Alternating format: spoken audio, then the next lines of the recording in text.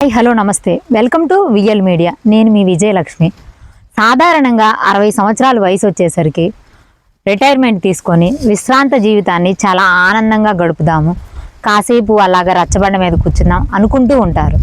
కానీ ఇక్కడ మాత్రం 75 సంవత్సరాలు వచ్చినా కానీ పొరుపిరెడ్డి సత్యనారాయణ మూర్తి అయితే 75 సంవత్సరాల వయసులో జీడి తోట, హైబ్రిడ్ తోట వేసి అందులోని మెలకువలు తెలుసుకుంటూ ఇంకా స్టూడెంట్ దశలో ఉన్నట్లు పాఠాలు నేర్చుకుంటున్నట్టు ఈ పంటలోని మెలకువలు నేర్చుకుంటూ అందరికీ ఆదర్శంగా నిలుస్తూ ఈ పంటనైతే చాలా బాగా పండిస్తున్నారు. సంవత్సరంన్నర కాల ఈ జీడి పంటని ఏ విధంగా ముందుకు తీసుకువెళ్తున్నారు అంటే చాలా చక్కగా అయితే ఉన్నాయి అన్ని మొక్కలు. అయితే ఈ మెలకువలు అన్నీ కూడా మీకు తెలియజేసే ప్రయత్నం చేస్తాను. ఇప్పుడైతే మనం విజయనగరం జిల్లా మెంటాడ మండలం గుర్ల తమ్మిరాజుపేట గ్రామం అయితే రావడం జరిగింది. ఈ జీడి పంటలోని మెలకువలు అన్నీ కూడా మీకు తెలియజేసే ప్రయత్నం చేస్తాను.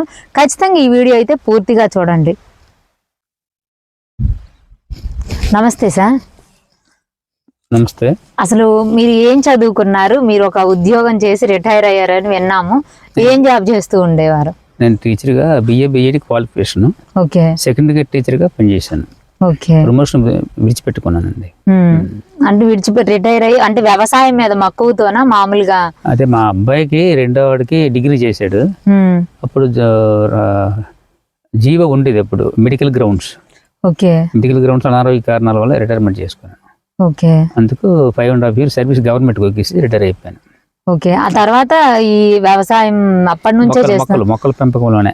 ఓకే, టేకు తోట కూడా ఒక 7 ఎకరాలు ఉంది. అది టేకు తర్వాత ఇప్పుడు జీడి పంట వేసి ఎన్ని సంవత్సరాలు అయింది? మీరు ఇది అసలు ఇది వేయాలని ఎందుకు అనుకున్నారు ఈ పంటనే? నేనేంటంటే అసలు దీనికి కారణం ఏంటంటే చెప్పాను, మా తోటోళ్ళు గారు ఏజీబీఎస్సీ డెమాన్స్ట్రేటర్ గారు, అతను మొట్టమొదటి మా ఏరియాకి వచ్చిన తర్వాత ఏం చెప్పారంటే వరిచేను కన్నా అన్ని పంటల కన్నా జీడి మంచిదని అతను అందరికి సూచనలు ఇచ్చాడు. దాని మీద అతను కూడా 150 ఎకరాలు జీడి ఉంది. ఇప్పుడు మా చుట్టుపక్కల కాదు, చాలా నియోజకవర్గంలో చాలా మంది కూడా జీడి పంట వేశారు. ఆ జీడి వల్ల ప్రాఫిట్ కూడా ఉంది. దేశవాళీ జీడి ఇప్పుడు హైబ్రిడ్ జీడి వేద్దామని దేశవాళీ జీడి తీసి హైబ్రిడ్ వేసాం. అది దాని మీద బాగుంటుంది. హైబ్రిడ్ జీడి అంటే ఎన్ని సంవత్సరాలు అయింది వేసి? అసలు ఎంత ఖర్చు అయింది ఇప్పటి వరకు? సంవత్సరం 5 నెలలు అయింది. ఇప్పుడు 3.5 lakhs అయింది మొత్తం. ఓకే, అంతా కలిపి. అంటే పంట చేతికి ఎన్ని సంవత్సరాలకు వస్తుంది?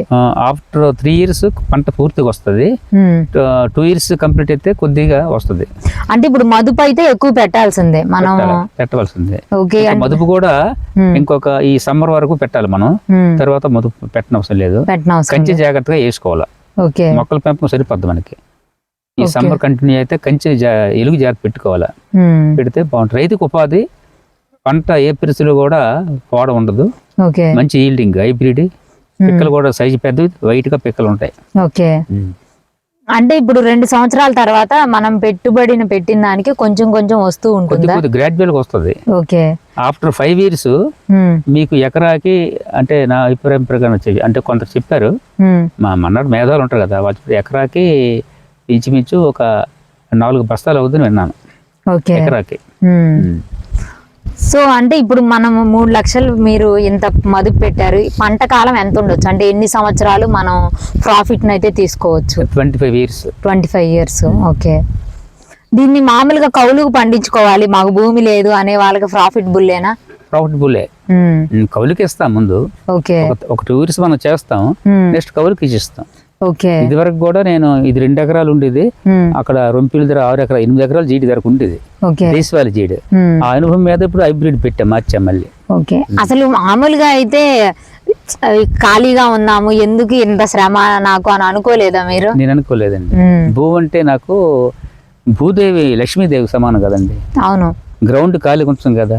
అవును, ఖాళీగా యాజ్ ఎ టీచర్ గా మరి ఇంత ముందు కూడా నేను 10 ఎకరాలు మొత్తం ఇదంతా మొక్కలు వేసాం కాబట్టి అనుభవం మీద మదుపు జంక లేదు. మదుపు జంకితే మన వ్యవసాయం మొక్కలు పెంచలేము, చాలా కష్టం.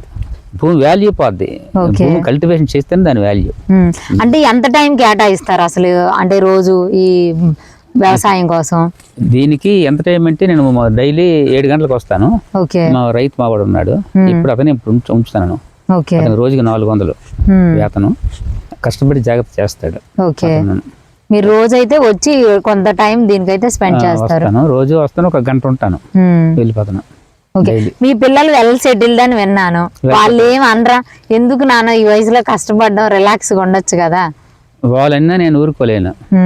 మరి ఏం చేస్తామండి, ఇది ఇంకొకరికి ఇస్తే మొక్కలు పెంచరండి. ఓకే. ఇదే పాడి వృషిని అయితే ఎవడ చేస్తాడు, మొక్కలు పెంచడం కష్టం. ఓకే. మొక్కలు పెంచడం భూమికి నిజమైన మొక్కలు పెంచాలి తప్పించి అని ఈ రకంగా పెంచలేరు కదా మొక్కలే. ఓకే. ఇంత ఇంట్రెస్ట్ గా పెంచలేరు కదా. ఇంతకీ ఇప్పుడు ఉన్న యువతకి మీరు ఏం సందేశిస్తారు? వ్యవసాయం లాభసాటే కాదా? వ్యవసాయం లాభసాటే, అయితే అనుకూల పరిస్థితులు కూడా బాగుండాలా. ప్రకృతి వైపరీత్యాలు చెప్పలేము జనరల్గా వస్తుంటే. కానీ వ్యవసాయం కూడా సాయిల్ మంచిది అవ్వాలా, అనుకుంటే పెట్టుబడి పెట్టాలా, పెట్టుబడి జంగకూడదు. అయితే ఇది కమర్షియల్ క్రాప్, వాణిజ్య పంటలే. ఓకే. వరిచేను వాణిజ్య పంట కాదమ్మా, ఇది కమర్షియల్ క్రాప్. హైబ్రిడ్ జీడి మంచి బాగుంది ఇప్పుడు. ఓకే. అందుకు అది నా ఉద్దేశం మీద. అంటే హైబ్రిడ్ జీడి అంటున్నారు, ఇది తెగుల్ని తట్టుకోవడానికి ఏమైనా మీరు మెలకువలు ఏం చెప్తారు? అసలు ఏమి వేస్తున్నారు తెగుళ్ళు తట్టుకోవడానికి? తెగుళ్ళకు తట్టుకోవడానికి ఇంకా నేను స్టార్టింగ్ లో ఉన్నాను కదా, తెగుళ్ళు కూడా దీని మందులు ఉన్నాయట. స్టార్టింగ్ లో 3-15 ఒక గుండ వేసాం, తర్వాత గాతలు కూడా కరెక్ట్ గా చేసాం, 2 గాత తీసాం. ఆ గాతలో పశువుల పేడ, గమాక్సిన్, వేపపిండి కలిపి గాతలో వేసి మొక్క వేసాం. ఓకే. ఇంకా తర్వాత ఏమి వేయలేదా? అంటే ఇప్పుడు ఎరువులు గానీ ఇప్పుడు ఎరువులు వేయకూడదమ్మా, రైనీ సీజన్ లో ఎరువులు వేయాలి మళ్ళీ. ఓకే. వేడి కదా, మళ్ళీ జూలైలో మళ్ళీ పశువుల పేడ, మళ్ళీ 3-15 ఎరువు వేస్తాం. గమాక్సిన్ ఇక్కడ కూడా గమాక్సిన్ మంత్లీ 2 times గమాక్సిన్ కొడతాను. పైన వైట్ గా కనిపించేది గమాక్సినే. ఓకే. మొదలు కలిపి అన్ని రొమ్మలకి గమాక్సిన్ మాడు కొడతాడు. ఆ గమాక్సిన్ కొట్టడంలోనే చెట్టు గట్టిగా ఉంటుంది. ఓకే. చీమల మందు మంచిది. ఓకే. అంటే ఈ మెలకువలన్నీ మీరు ఎక్కడ నేర్చుకున్నారు? అంటే మీరు టీచరు? నేను ఎవరు అడగలేదు, నాకే మా తోటోళ్ళు గారు చెప్పారని చెప్పాను కదా, అతను చెప్పింది నాకు అలాగా మైండ్ లో ఉండిపోయింది. ఓకే. అది ఇంకెడిగా. ఇప్పుడు ఇన్ని సంవత్సరాల వయసులో మళ్ళీ వ్యవసాయం మీద ప్రయోగం కొత్తగా మీరైతే స్టార్ట్ చేశారు. 6 ఎకరాలు, అది 8 ఎకరాలు జీడి, దేశవాళీ జీడి వేసాం. ఓకే. అమెరికా నుంచి వచ్చి ఆడు కూడా తోట చూస్తుండోడు. మా వాడు పంచాయత్ సెక్రటరీ కూడా చేశాడు కదా, ఆడు కూడా తోటలో ఉండోడు. తోటలో కూడా టెంట్లు వేసుకుని రాత్రులు కూడా దొంగతనం థెఫ్ట్ ఎక్కువ జరుగుతుంది. ఎందుకంటే మా తోటలో వెళ్ళినవాడు పత్తి కాదండి, ఈ తెల్ల బంగారం అనేవాడు. తెల్ల బంగారం అనేవాడు మా తోటలో అడితే జీపెక్కల్లి. తెల్ల బంగారం రేటు కానీ బాగుంటే 12,000 ఉంటుంది బస్తా, 80 kg యావరేజ్. ఓకే. అంటే మరి టేకు అనేది మీరు ఒక ఎన్ని ఎకరాలు వేసారు? అది లాంగ్ ప్రాపర్టీ. ఓకే. టేక్ వల్ల మనకి ఏటి రాదు, దానికి కూడా 4 లక్షలు అయింది. అది after compulsion of 20 years cut అవుద్ది గ్రాడ్యువల్. అది మన వాళ్ళ కాలు పనికి వస్తుంది. ఓకే. గ్రౌండ్ కాలి కొంచలేం కదా. అవునవును.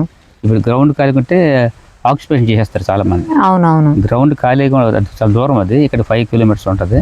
అది మంచి సాయిల్, ఇదే సాయిల్, టేక్ బాగుంది. ఈ సాయిల్ అంటే స్ట్రాంగ్ గా ఉండడానికి మీరు ముందేమైనా మదుపు పెట్టారా, లేకపోతే ముందు గ్రౌండ్ లెవెల్ చేసాం. దేశవాళీ జీడి మొరల్లో ఉంటది, దాన్ని జేసీబీ పెట్టి తీసాం. జేసీబీ పెట్టి లెవెల్ చేసాం. తర్వాత నోటా వెటర్ పెట్టాం, ట్రాక్టర్ తో దుక్కులు కొట్టాం, మామూలు దుక్కులు కొట్టాం. గ్రౌండ్ లెవెల్ తీసుకొచ్చేసరికి 1 lakh అయింది. అంటే అసలు ఎటువంటి నేలలు అనుకూలం జీడి పంట వేయడానికి? దీనికి ఎర్ర నేలలు అనుకూలం. ఎర్ర నేలలు అనుకూలం, మెత్తటిసుకుండాలా. ఎర్ర నేలలు ఎందుకంటే కూలింగ్, పూలు పదును కాస్తుంది. తర్వాత కారి భూమి పనికి రాదు, రేవడి భూమి పనికి రాదు, ఇటువంటి సాయిల్ పనికి వస్తుంది. ఈ సాయిల్ దీడే కాదు, జామికి గానీ, సపోర్ట్కి గానీ, దేనికని పనికి వస్తుంది ఇది. తోటలకి, మామిడికి గానీ. అయితే ప్రస్తుతం మామిడి తోటలో కొద్ది పంటలు దిగుబడి చాలదని మామిడి తోట కొంత వేయడం మానేశారు. నేను వేసిన తర్వాత ఇంచుమించు చుట్టుపక్కల గ్రామాలు కూడా ఒక 20 మంది రైతులు జీడేశారు. మీ దగ్గరకు వచ్చి ఎవరైనా అడుగుతూ ఉంటారా? అంటే ఇలాగా హైబ్రిడ్ వేశారు కదా, అడుగుతుంటారు. మమ్మల్ని చూసి వాళ్ళు వేశారు. మీరు సలహాలు వాళ్ళకి ఇస్తూ ఉంటారు? ఉచితే ఇస్తాం మనం. మమ్మల్ని చూసే ప్లాంటే 120 రూపాయలు దాని ఖరీదు, మొక్క ఖరీదు. ఓకే. ఒక మొక్క ఖరీదే 120 రూపాయలు. ఇక్కడికి వచ్చేసరికి ఇక్కడైతే ఈ తోటను చూసి స్ఫూర్తి తీసుకొని కొంతమంది రైతులు అయితే వేయడం జరిగింది అని చెప్పేసి, అంటే వ్యవసాయం కూడా లాభసాటిగా ఏ విధంగా చేయొచ్చు అనే మెలకువలు తీసుకొని చేస్తే మాత్రం లాభసాటే అని అయితే చెప్తూ ఉన్నారు.